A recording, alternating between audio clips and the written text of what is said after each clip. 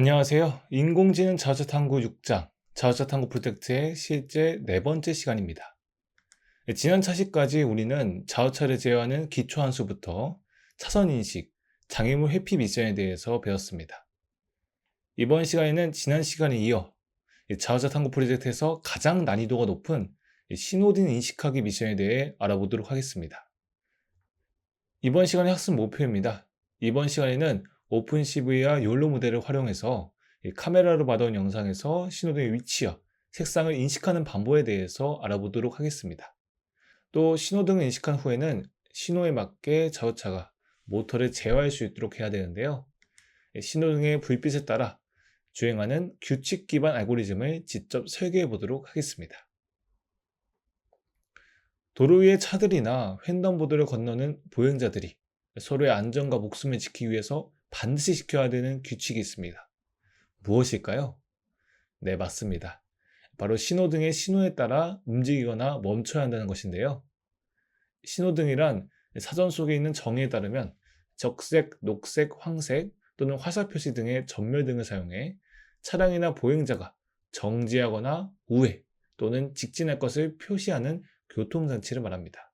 안전하게 운전하기 위해서는 운전자는 미리 약속된 규칙에 따라 신호를 지켜 운전해야지 차량끼리 충돌하거나 또는 보행자와 부딪히는 사고를 막을 수 있습니다. 아직 자동차를 운전하지 않는 학생 여러분들도 유치원 때부터 빨간불에는 멈추고 초록불에는 손을 들고 건너야 돼요 라고 배워왔지요. 이렇듯 도로 위의 안전을 지키기 위해서는 반드시 신호등의 신호를 인지하고 그 의미를 파악해 주행할 수 있어야 합니다. 사람의 경우에는 일반적으로 눈으로 신호등을 본 후 그 위치와 색상을 구분하는 일을 아주 손쉽고 자연스럽게 해낼 수 있는데요. 그렇다면 사람의 조작 없이 스스로 운전해야 되는 자율주행 자동차는 신호등을 잘 구분할 수 있을까요? 우리는 저번 1차 시에서 컴퓨터가 사람의 시각 능력을 가질 수 있도록 하는 기술이 있다고 했습니다. 뭐였죠? 맞습니다. 컴퓨터 비전에 대해서 배웠죠? 신호등을 인식한다는 건 결국 카메라를 통해 받은 이미지에서 신호등의 위치와 의미를 파악해야 됩니다. 따라서 컴퓨터가 신호등을 인식하기 위해서는 컴퓨터 비전 기술이 필요합니다. 그런데 컴퓨터 비전을 활용해 컴퓨터가 신호를 인식하는 알고리즘을 인간 수준으로 완벽하게 구현하는 것은 상당히 쉽지 않습니다. 왜 그럴까요? 이는 인간이 신호등을 인식하는 방식과 기계인 인공지능이 신호등을 인식하는 방식이 근본적으로 다르기 때문입니다. 사람의 경우 맥락을 이해하는 능력이 뛰어난데요.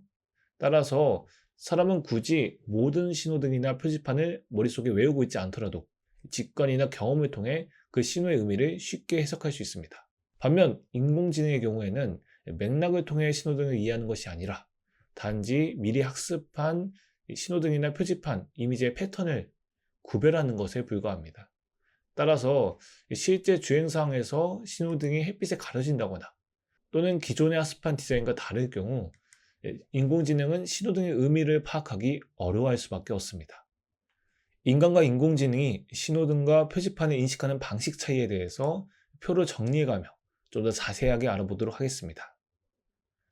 다음과 같이 사물에 신호등이 가려지거나 빛반 사이에 불빛이 가려질 때 사람은 전체 신호등을 다 보지 않고도 대충 색상이나 모양을 보고 신호등의 의미를 판단하는 것이 가능합니다. 하지만 AI의 경우 기존에 학습한 신호등 이미지에 해당 이미지 패턴이 없을 경우에는 이를 신호등으로 아예 인식을 하지 못할 수도 있습니다. 다음의 경우에는 어떨까요? 아마 여러분 대부분은 이 표지판들을 처음 보았을 텐데요.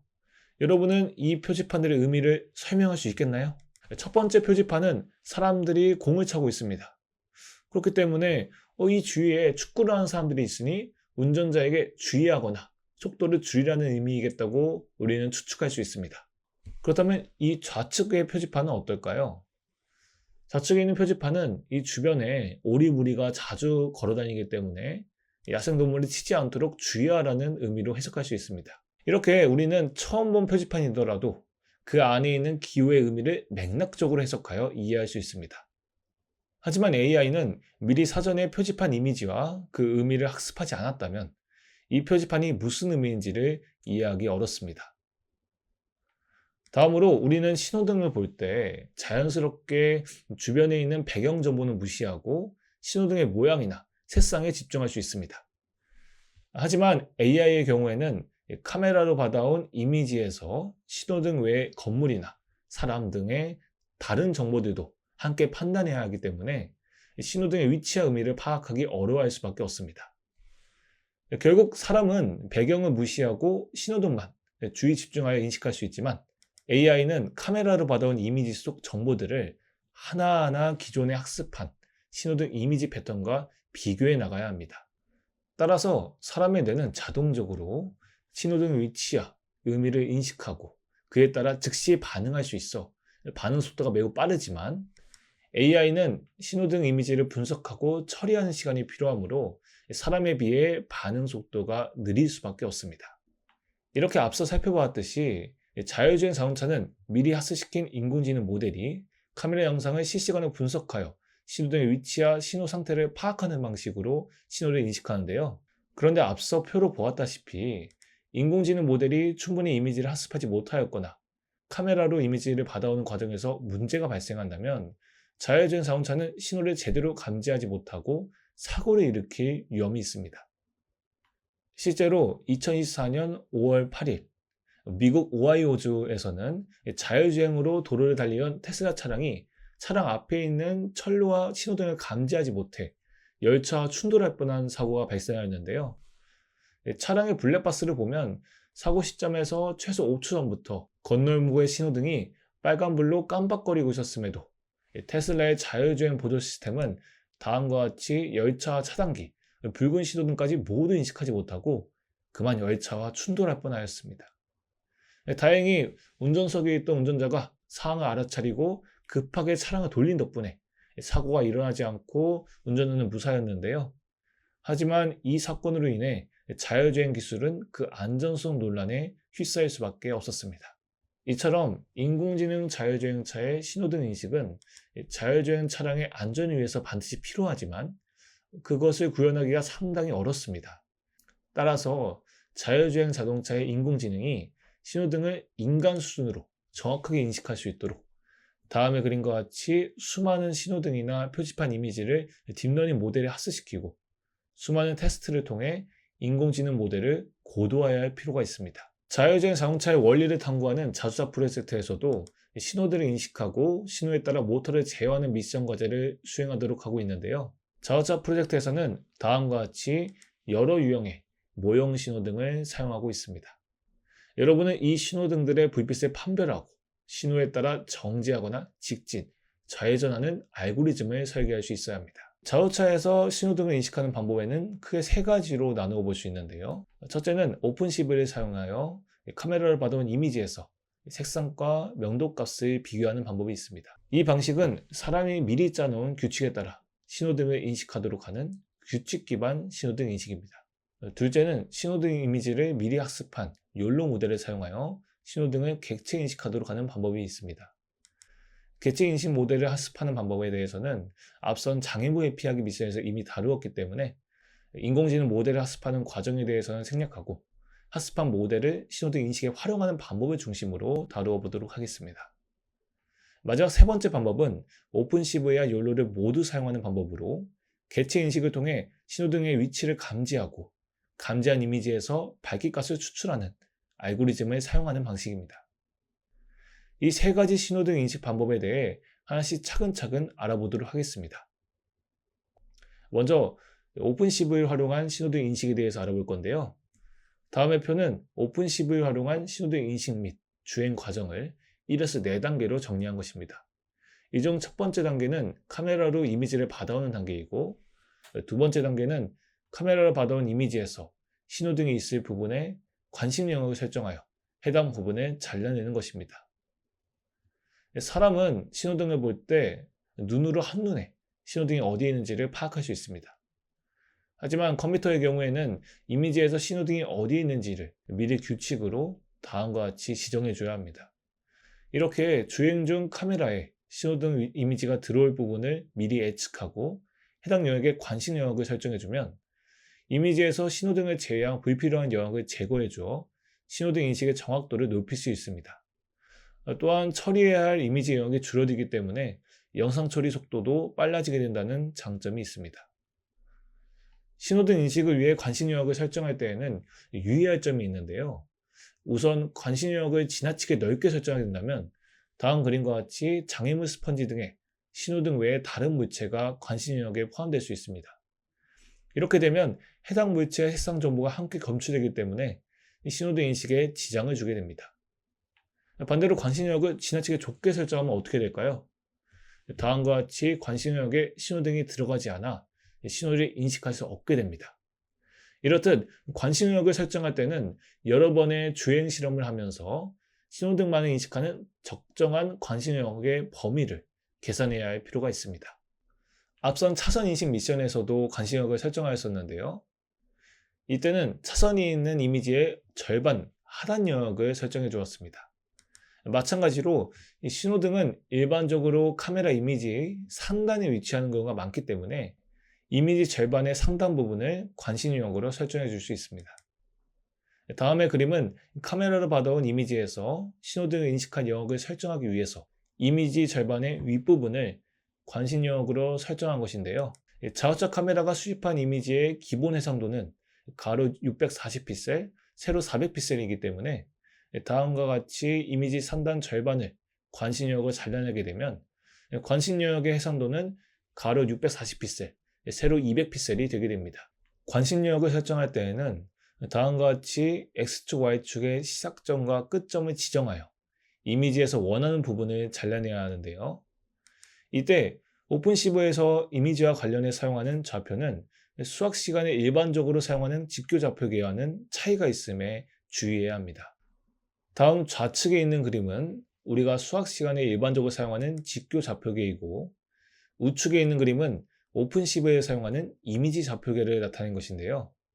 그림에서 알 수 있듯이 이미지 좌표는 직교 좌표계와 달리 왼쪽 상단 모서리를 원점으로 하여 Y축과 X축의 좌표값이 정해짐을 확인할 수 있습니다. 따라서 이미지 좌표계의 X축 방향은 수학 시간에 배운 것과 동일하게 좌에서 우로 증가하지만 Y축 방향은 반대로 위에서 아래로 숫자가 커지게 되는 것이죠. 때문에 다음 그림의 빨간 점 P는 서로 좌표값은 같지만 두 좌표계에서 서로 다른 위치에 있는 것을 확인할 수 있습니다. 이는 Y축의 방향이 다르기 때문입니다. 또 한 가지 주의할 점은 우리가 일반적으로 수를 셀 때는 하나, 둘, 셋 이렇게 1에서부터 숫자를 세지만 파이썬과 같은 프로그래밍 언어에서 숫자를 셀 때에는 1부터가 아닌 0부터 시작한다는 점이 있습니다.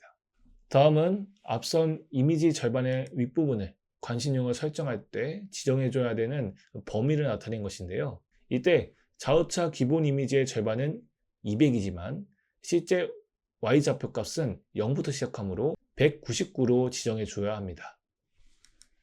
다음은 이미지 상단 부분을 관심 영역으로 설정한 후 이를 출력하는 코드인데요. 다음과 같이 관심 영역을 설정했음을 확인할 수 있습니다. 이때 좌표를 지정할 때 시작 숫자와 끝 숫자를 적지 않은 것은 해당 방향의 처음부터 끝까지 모든 영역을 선택하라는 의미가 됩니다. 가로 방향의 경우에는 모든 영역이 포함되기 때문에 굳이 시작과 끝점을 적지 않은 것이죠. 다음은 새로운 신호등을 앞에 둔 상태에서 앞선 코드를 실행한 결과인데요. 신호등에 있는 윗부분 이미지만 출력한 것을 확인할 수 있습니다. 자, 이렇게 신호등에 있을 위치를 관심 영역으로 지정해 주었다면 다음은 본격적으로 이미지에서 색상값을 추출하여 신호등의 신호를 예측해야 되는데요. 색상값 추출을 통해 신호를 예측하는 과정은 다음에 4단계로 세분화할 수 있습니다. 지금부터 그 과정에 대해서 하나씩 알아보도록 하겠습니다. 우선 색상 추출 방법에 대해 알아보기에 앞서 컴퓨터가 색을 표현하는 방법에 대해서 이해할 필요가 있는데요. 여러분은 TV나 모니터를 아주 가까이서 들여다보거나 아니면 다음의 그림과 같이 돋보기로 확대해 본 적이 있나요? 돋보기로 TV 화면을 확대하면 다음과 같이 아주 작은 빨간색, 초록색, 파란색 점들로 이루어진 것을 확인할 수 있습니다. 바로 이 삼원색이 컴퓨터가 색상을 표현하는 방법인데요. 컴퓨터는 다음 그림과 같이 삼원색인 RGB 값을 사용해 다양한 색상을 표현합니다. 실제로 컴퓨터가 사용하는 색상은 빨강, 초록, 파랑 3개밖에 없지만 이 세 색상을 조합하여 모든 색상을 표현할 수 있는 것이죠. 각각의 색들은 일반적으로 0에서 255 사이의 숫자 값들로 표현되는데요. 이때 숫자 값은 각 색상의 밝기를 나타냅니다. 이렇게 숫자의 형태로 색을 저장하는 시스템을 색공간, 영어로는 컬러 스페이스라고 부릅니다. 우리는 삼원색 하면 빨강, 초록, 파랑에 RGB라는 용어가 더 익숙할 텐데요. 그런데 오픈CV에서는 순서가 약간 다릅니다. 이는 오픈CV는 처음 개발될 때 윈도우 영상 처리 표준에 따랐기 때문에 RGB가 아닌 파랑, 초록, 빨간 순서에 BGR 순서로 색상값들을 표현하기 때문입니다. RGB나 BGR로 이미지를 나타낼 때에는 이 세 가지 색상의 밝기값들이 다음과 같이 따로따로 격자 형태로 배열되게 되는데요. 하나의 이미지는 이 파랑, 초록, 빨강의 세 가지 색상 채널이 합쳐져서 표현되게 됩니다. 따라서 오픈CV에서 색상값을 나타낼 때는 다음과 같이 세 가지 숫자의 조합으로 나타내게 되는데요. 예를 들어 파란색을 나타내고 싶다면 첫 번째 숫자에는 최대값인 255를, 나머지 숫자에는 최소값인 0을 넣어서 표현할 수 있습니다. 그런데 색상을 표현하는 방법에는 이러한 BGR 방식이나 RGB 방식만 있는 것일까요? 현실에서 우리가 어떤 물체를 볼 때에는 같은 색을 지닌 물체더라도 물체 위에 조명을 비추거나 물체 위에 그림자가 지게 한다면 물체의 색이 더 선명하거나 어둡게 보여지게 할 수 있습니다. 이처럼 사람의 눈은 물체의 색상만이 아닌 채도와 명도를 고려하여 색을 인식하게 되는데요. HSV 색공간은 이러한 인간의 색상 정보 체계를 반영하여 고안된 색공간으로 색상, 채도, 명도의 세 가지 값을 활용하여 다양한 색상을 만들고 저장하는 시스템을 말합니다. 다음의 표는 HSV의 세 가지 요소를 표로 정리한 것인데요. 각각의 요소에 대해 자세히 알아보도록 하겠습니다. 먼저 색상은 빨강, 주황, 노랑 등 기본적인 색의 종류를 나타내는 값인데요. HSV 색공간에서는 색상을 다음과 같이 0에서 360도의 각도로 나타내고 있습니다. 오픈CV에서는 이를 180도로 축소하여 다음과 같이 나타내는데요. 이는 오픈CV에서 이미지를 표현할 때는 0에서 255까지의 값만 사용하기 때문입니다. 따라서 다음과 같이 빨간색의 경우에는 양 끝에 끼어 있으므로 두 범위를 각각 나누어 설정한 후 합쳐줘야 합니다. 다음에 왼쪽 표는 주요 색상의 범위를 정리한 것인데요. 이때의 범위는 정확하게 딱 떨어지는 것이라 보기보다는 임의로 설정한 것으로 범위의 기준에 따라 이 값들은 달라질 수도 있습니다. 다음으로 채도는 색의 순도를 나타내는 값인데요. 다음의 그림과 같이 채도가 높을수록 이미지의 색이 선명해지게 되고 반대로 낮을수록 회색에 가까워지게 됩니다. 오픈CV에서는 채도를 0에서 255의 값으로 나타냅니다. 마지막은 명도인데요. 명도는 색의 밝기를 나타내는 값으로 명도값이 높으면 색이 밝아지고 낮으면 어두워지게 됩니다. 오픈CV에서 명도는 채도와 마찬가지로 0에서 255 사이의 값으로 나타냅니다. 0에 가까울수록 검은색에 가까워지고 250에 가까울수록 흰색에 가까워지게 됩니다. 신호등의 색을 인식하려면 우선 BGR 색공간으로 받아온 이미지를 HSV 색공간 이미지로 변환해 줘야 하는데요. 이는 BGR 같은 RGB 계열의 색공간에서는 밝기나 그림자 등의 조명 조건이 각각의 색상 채널 값에 영향을 주기 때문에 색상 값들이 일관적이지 않기 때문입니다. 반면 HSV 색공간은 색상 채널이 명도나 채도와 분리되어 있기 때문에 상대적으로 순수한 색상 정보만 가져올 수 있습니다. 따라서 외부 불빛이나 그림자로 인한 영향을 최소해야 하는 신호등 인식에서는 HSV 색공간이 훨씬 유리한 것이죠. 또한 HSV 색공간은 색상을 0에서 360도의 각도로 구분하기 때문에 특정 색상을 검출하기 위한 범위를 지정하는 작업이 간단하다는 이점도 있습니다.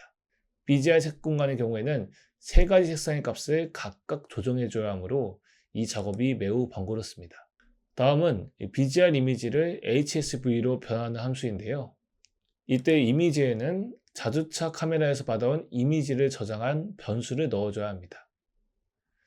우리가 신호등을 인식할 때는 결국 신호등에서 가장 밝게 빛나는 색상이 무엇인지 알아야 하므로 특정 색상의 값과 색의 밝기를 나타내는 명도값을 구할 수 있어야 합니다. 이를 구하기 위해서는 특정 색상만 추출하는 마스크를 사용해야 하는데요. 마스크란 HSV 이미지에서 특정 색상이 포함된 영역만 남기는 필터링 기능으로 원본 이미지에 마스크를 적용하면 지정한 범위의 색상은 흰색으로 그 외 나머지 색상은 검은색으로 변환되게 됩니다. 다음 그림은 좌측 장미 이미지에서 빨간색 색상 범위만 추출한 마스크를 나타낸 것입니다. 마스크를 생성한 함수는 다음과 같은데요. 다음 로우 B, 어펄 B 매개 변수에는 지정하고자 하는 범위의 최소값과 최대값을 넣어주면 됩니다. 범위를 지정할 때는 다음과 같이 색상 범위와 채도값, 면도값을 투표 형식으로 각각 변수에 지정한 후 변수명을 함수에 넣어주는 방식으로 간단하게 코드를 작성할 수 있습니다. 이렇게 마스크를 씌우기만 하면 흑백 이미지만 남기 때문에 특정 색상만 추출한 값을 직접 확인하기 위해서는 비트와이즈 AND 함수를 사용해야 되는데요. 비트와이즈 AND 함수는 원본 이미지에서 마스크의 흰색 부분만 남겨 그대로 보여주는 함수를 말합니다. 이 함수를 통해 다음의 그림과 같이 결과적으로 원본 이미지에서 설정한 범위에 빨간색만 남기고 나머지는 검은색으로 바꾼 이미지를 얻을 수 있습니다. 이때 검은색을 값으로 나타내면 모든 값이 0인 색이 되기 때문에 결과적으로 이 이미지에서 추출한 색상값만 남게 됩니다. 다음은 비트와이즈 AND 함수인데요. 다음과 같이 마스크를 적용할 이미지의 변수를 2번 적어준 후 아까 전 설정한 마스크의 변수명을 매개 변수에 넣어주어 사용합니다. 자, 이제는 빨간색과 초록색을 추출하는 예제 코드를 확인해 볼 건데요.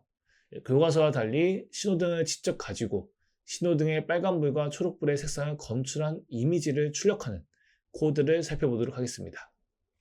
이때 사용할 색상 범위는 빨간과 초록인데요. 강의에서 사용할 초록의 색상 범위는 교과서와는 약간 차이가 있음에 유의하시기 바랍니다. 먼저 우리는 무엇을 해야 될까요? 맞습니다. 카메라로 받아온 이미지에 관심 영역을 설정해 줘야 합니다. 신호등이 있는 이미지 절반의 윗부분에 관심 영역을 설정하고 이를 ROI 변수에 저장합니다. 관심 영역을 설정한 후에는 이미지를 HSV 색공간을 변환한 후 앞서한 것과 마찬가지로 마스크 함수와 비트와이즈 AND 함수를 사용해 초록색 색상 조모가 남긴 이미지를 추출합니다. 다음으로는 마찬가지로 빨간색 색상 조모가 남긴 이미지를 추출하고 이를 자동차 이미지 출력 함수에 각각 센터 창과 레프트 창에 출력하도록 입력합니다. 이렇게 출력한 결과를 확인하면 신호등의 신호가 빨간불이면 센터 창에 빨간불의 색을 추출한 이미지를 출력하게 되고 초록불이면 초록색을 추출한 이미지를 레프트 창에 출력함을 확인할 수 있습니다. 이렇게 신호등 이미지에서 빨간색과 초록색 값을 추출한 이미지를 얻었다면 그 다음에는 무엇을 해야 할까요? 지금 신호등이 빨간불인지 초록불인지를 값을 통해서 판단할 수 있어야 합니다. 이를 위해서는 원본 이미지에서 특정 색상을 추출한 값의 평균을 구해 해당 색상의 평균 밝기 값을 구해야 합니다. 그런데 여기서 왜 색상을 추출한 값의 평균이 색상의 평균 밝기가 되는 것일까요? 아까 전에 비트와이즈 함수로 원본 이미지에 마스크를 씌우면 색상 범위에 색만 남기고 나머지를 모두 검은색으로 만든다고 하였지요. 검은색은 결국 모든 것이 0이기 때문에 특정 색상만 남은 이미지의 평균은 결국 그 이미지 전체에서 색상이 차지하는 비율이 됩니다. 다시 말해 이미지에서 해당 색상이 얼마나 밝게 빛나고 있는지를 의미하게 되는 것이죠. 따라서 이 평균값들을 비교하면 색상의 강도를 정량적으로 비교하여 신호등 불빛의 색상을 예측할 수 있습니다. 빨간 색상의 평균이 초록 색상의 평균보다 크다면 이는 빨간색 불빛이 가장 빛나고 있다는 뜻이므로 빨간불이 되게 됩니다. 반대로 초록색이 빨간색보다 평균값이 크다면 초록불 신호가 되게 됩니다. 이렇게 색상값의 평균으로 신호등의 불빛을 구분할 수 있다면 이제는 인지한 신호등의 불빛의 색깔에 따라 자동차의 모터 속도를 제어하는 규칙기반 알고리즘을 설계해야 합니다. 기본적으로는 빨간불에 정지하고 초록불에 직진하는 단순한 구조이지만 노란불이나 좌회전 신호등까지 포함한다면 여러 가지 경우의 수를 가정한 복잡한 알고리즘을 설계해야 합니다. 색상값의 평균을 구할 때는 numpy 함수 중 산술 평균 함수를 사용하는데요. 산술 평균 함수에 대해서는 앞선 장애물 회피하기 위해서 이미 다루었기 때문에 넘어가도록 하겠습니다. 다음 예제 코드에서는 앞서 살펴보았던 코드에 이어서 색상의 평균값을 비교하고 그 결과에 따라 주행하는 예제 코드인데요. 다음과 같이 각각 추출한 색상 이미지의 평균 바퀴값을 계산하고 두 평균값을 비교하여 신호등 불빛의 색을 예측하고 있음을 확인할 수 있습니다. 이렇게 예측한 신호등의 색상이 무엇인지에 따라 규칙에 따라 정지하거나 직진하는 등 모터를 제어하게 되는 것이죠. 마지막으로는 설정한 코드가 신호등의 색상을 정확하게 추출하고 있는지를 확인하기 위해 불빛을 추출한 이미지를 출력합니다. 코드를 실행하면 다음과 같이 예측한 색상에 따라 초록불이면 직진하고 빨간불이면 정지하게 되는데요. 한번 실제 주행 영상을 확인해 보도록 하겠습니다.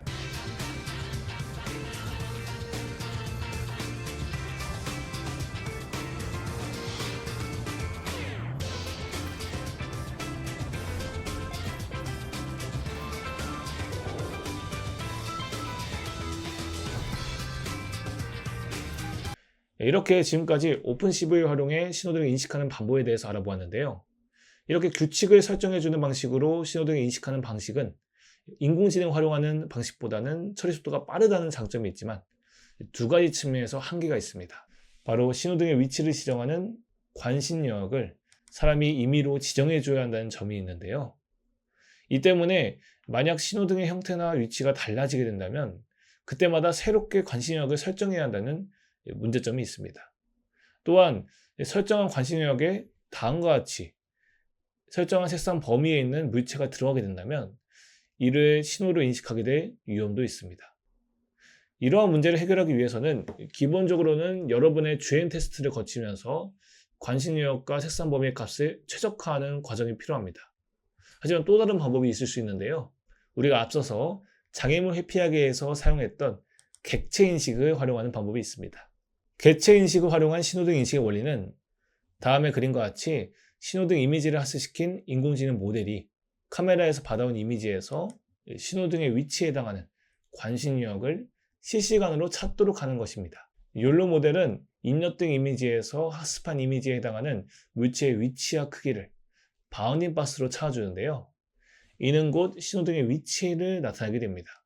또한 욜로 모델의 클래스를 여러 개 설정하여 빨간불 신호등 이미지와 초록불 신호등 이미지를 각각 학습시켜 두 이미지를 구분하도록 한다면 욜로 모델이 예측한 색상값에 따라 자동차의 모터를 제어하는 알고리즘을 설계하는 것도 가능합니다.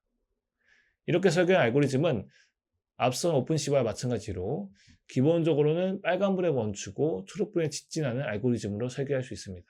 하지만 바운딩 박스로 얻은 좌표값을 활용하면 자동차와 신호등 사이의 거리값도 예측할 수 있기 때문에 거리값에 따라 목터 속도의 변화를 달리하는 복잡한 알고리즘을 설계할 수도 있습니다. 다음은 신호등 이미지를 학습한 욜로 모델을 사용하여 신호에 따라 자동차의 모터를 제어하는 알고리즘을 코드로 작성한 것인데요. 앞서서 장애물 회피하기 위해서 학습한 내용을 토대로 신호등 이미지를 빨간불과 초록불 이미지로 나누어 학습시킨 후 아래의 코드를 적용해 보도록 하겠습니다. 우선 여러분이 학습시킨 인공지능 모델의 이름을 아래의 모델 네임 변수명에 적어줍니다. 그 다음에는 카메라로 받아온 이미지를 욜로 모델에 넣어 교역값을 받아오는데요. 이때 신호등 색상 변수와 신호등 상태를 나타내주는 변수의 기본값을 설정해줘야 합니다. 변수의 기본값을 설정하는 이유는 신호등이 감지되지 않았을 때 코드에 오류가 발생하는 것을 방지하기 위해서입니다. 만약 기본값이 없으면 신호등이 인식되지 않았을 때 변수의 값이 정해지지 않아 프로그램이 멈출 수도 있습니다. 다음으로 욜로 모델에서 받아온 교역값을 바운딩 박스 좌표로 받아오게 되는데요. 이 바운딩 박스 좌표를 사용하면 신호등의 위치나 거리를 예측할 수 있습니다. 다음으로는 욜로 모델이 예측한 클래스 값에 따라 신호등이 빨간불인지 또는 초록불인지를 판단합니다. 그 다음에는 감지한 신호등의 위치 상태를 이미지에 출력하는데요. 이 코드에서는 바운딩 박스 위에 감지한 신호등의 신호를 R이나 G로 나타내도록 하였습니다. 마지막으로는 신호등의 값에 따라 정지하거나 직진하는 알고리즘을 조건문으로 작성합니다. 실제 신호등 이미지를 학습시킨 인공지능 모델을 활용하여 주행하는 영상을 잠시 확인해 보도록 하겠습니다.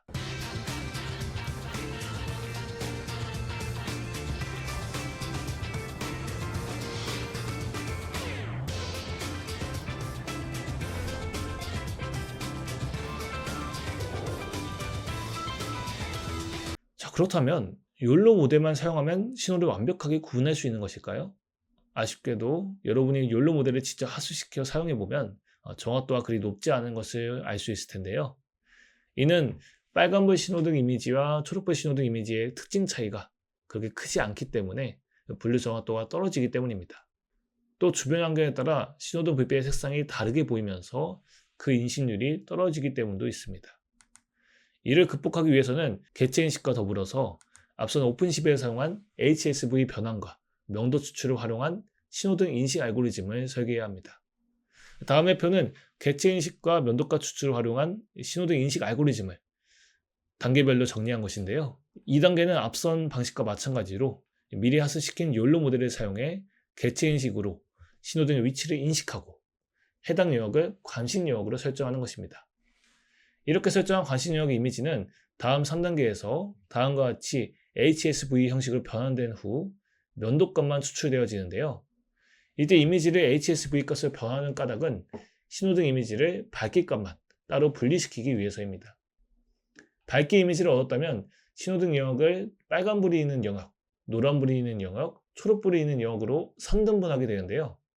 이때 나눠진 구역의 면도값, 즉 밝기의 평균을 구하고 평균을 비교하여 가장 밝기가 큰 구역을 신호가 들어온 구역으로 예측하게 됩니다. 이때 밝기는 0에서 255의 값으로만 정의되므로 색상값에 비해 비교하기가 훨씬 간편하다는 장점이 있습니다. 다음은 객체 인식과 면도가 추출을 활용한 신호인식 알고리즘을 코드로 나타낼 예제인데요. 우선 앞선 코드와 마찬가지로 미리 신호등 이미지를 학습시킨 인공지능 모델을 사용합니다. 이때는 앞선 방식과 다르게 굳이 초록불과 빨간불을 클래스별로 구분하여 학습시킬 필요가 없습니다.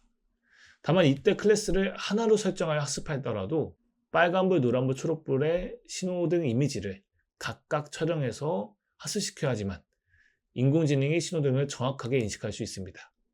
학습시킨 인공지능은 마찬가지로 모델 네임 변수명에 넣어주고 카메라로 받아온 이미지를 입력해 결과값을 가져옵니다. 다음으로 앞선 예제와 마찬가지로 이번에도 신호등 상태와 최대 밝기값의 기본값을 설정해 줍니다. 그렇게 설정한 다음에는 욜로 모델에서 신호등 위치에 바운딩 박스 좌표를 받아오고 이 좌표값을 관심 영역으로 설정해 준 후 이를 HSV 형식으로 변환합니다. 색 공간을 변환한 후에는 다시 관심 영역을 설정해 줘야 하는데요. 이때는 HSV의 색상, 채도, 명도 중 마지막 채널인 면도값만 잘라내어 줍니다. 이때 이미지를 출력한다면 다음과 같이 신호등 영역만 잘라내고 이를 흑백 처리한 이미지를 얻을 수 있습니다. 색상과 채도 값을 잘라내 밝기값만 남은 이미지를 얻을 수 있는 것이죠. 다음으로는 설정한 관심 영역을 다음과 같이 세 구역으로 균등하게 나눠주는데요. 세 구역을 나누었다면 각각의 구역에서 평균 면도값을 구합니다. 이때는 특정 색상의 불빛이 너무 강하게 빛나 인식에 영향을 준다면 다음의 코드에서 같이 임의의 값을 빼 값을 조절해 줄 수도 있습니다. 평균값을 구한 다음에는 각각의 값을 비교해 가장 밝기가 큰 구역을 구하고 해당 구역의 밝기값을 변수로 지정하여 바운딩 박스 위에 표시합니다. 다음 그림은 각 구역의 명도 평균값을 신호에 따라 측정한 값인데요. 다음과 같이 어느 곳에 불에 들어왔는지에 따라 밝기가 가장 큰 구역을 신호등의 신호로 예측할 수 있음을 알 수 있습니다. 다음으로 면도값 비교를 통해 예측한 신호등의 상태와 이미지를 출력합니다. 마지막으로는 이렇게 예측한 값에 따라 주행하는 규칙 기반 알고리즘을 설계하고 이를 조건식으로 구현합니다. 다음에 코드를 실행한 실제 영상을 확인해 보도록 하겠습니다.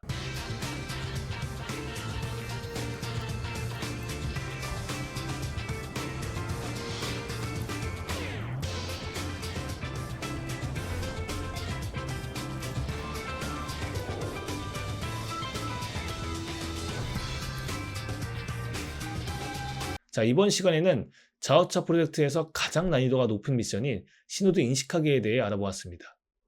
인공지능을 활용한 신호등 인식은 정확도는 높지만 그만큼 영상 처리 속도가 느려지기 때문에 통합주행 알고리즘을 설계할 때에는 상황에 따라 오픈CV를 활용한 규칙 기반 신호등 인식을 사용하는 등 다양한 신호등 인식 방법을 고민해야 합니다. 이를 위해서는 다른 미션도 마찬가지지만 여러 번의 다양한 조건으로 자동차를 주행해 보면서 최적의 알고리즘을 찾아내는 과정이 필요합니다. 자동차 탐구 프로젝트를 여러분이 실제로 실행하면서 여러분만의 최적의 주행 알고리즘을 발견하기를 기대하겠습니다. 다음 시간 7장 인공지능 탐구와 공학 토론에서 다시 찾아뵙도록 하겠습니다. 이번 시간도 수업 듣느라 고생하셨습니다. 감사합니다.